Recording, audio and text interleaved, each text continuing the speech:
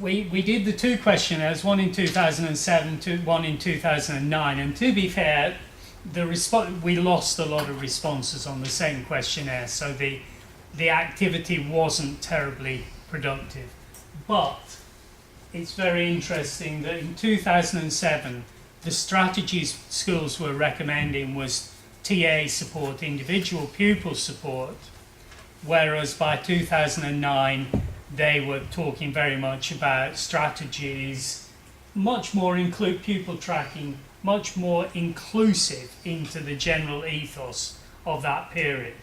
Now, I'm not sure whether it's a kind of the rhetoric of the times or whether they had found that these kind of broader strategies were actually working, or maybe that was just the priorities of the schools at the time.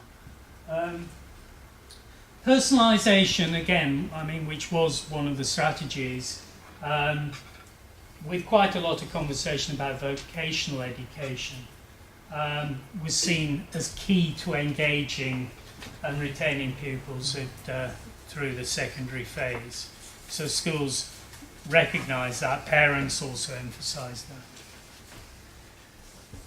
Attendance, well, we know this, that attendance is really quite poor, and Irish traveller attendance was a bit worse than other kids. And the rates of exclusion are much worse. Now, this I think is a key finding. This is what came from tracking pupils through from year 6 to year 11 using the unique pupil numbers. So just about 7 or 8% of children are lost to the education system between year 6 and year 11, all pupils. Gypsy, Roma, EAL, so this is the Roma group. This is a sort of glitch because this was 2004, and that was when Poland, the AA countries joined the European Union, and just before that happened there was a lot of deportations. So in fact, I think that's a distortion. We are only talking about a couple of hundred kids nationally. So the fact that fewer transferred and then it went up again later, but still we did lose a chunk between there and there, between year 6 and year 7, and it never really recovered. This is the pattern for gypsies, English gypsies, so it's just gradual dropout all the way through from year 6 to year 11. This is Irish travellers, significantly worse than the other two groups, but a gradual dropout throughout that phase.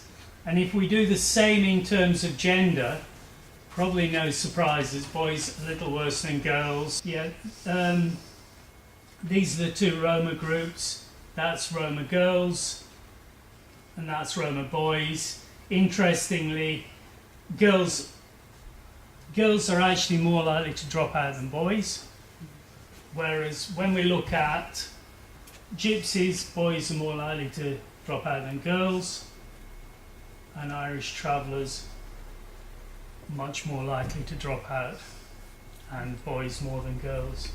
So that is truly horrendous discovery. 80% transferred from primary to secondary, so we lost 20% on transfer. And there were,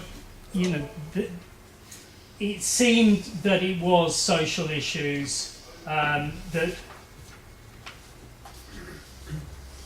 a lot of parents were saying things like, our kids don't go to secondary school, and schools were often accepting that and always repeating it to us. They say that. So there was a real difficulty there. The only thing of interest is that HMI in 1994 found only 15% completed secondary, and Derrington and Kendall found a third of their sample in 2007.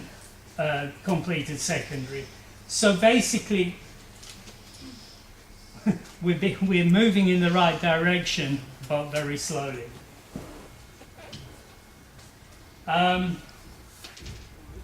These are just other things that came up.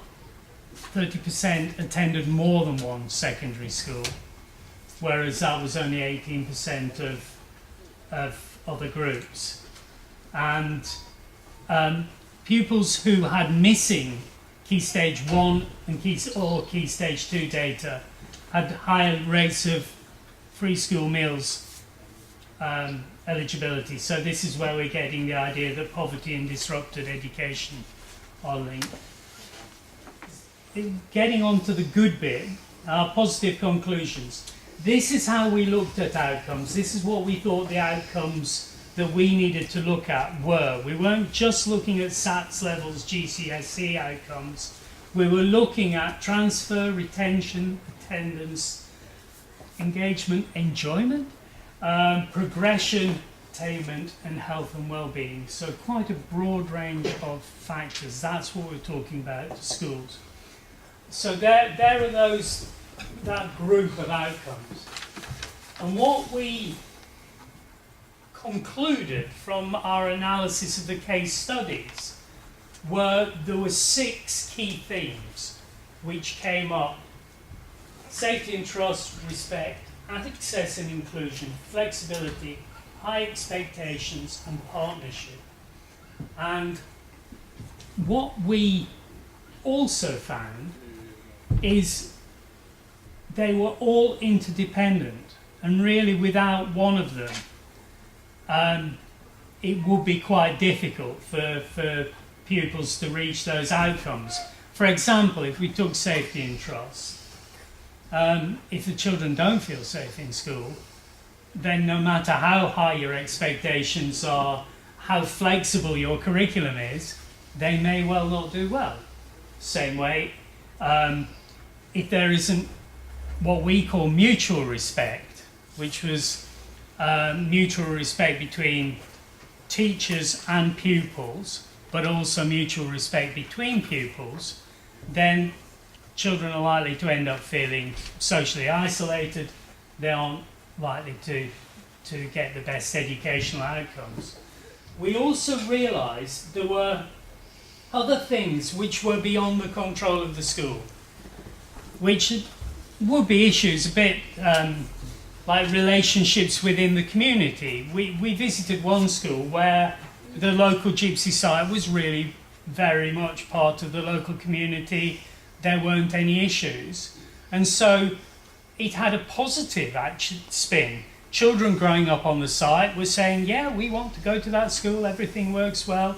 There wasn't hostility with neighbours.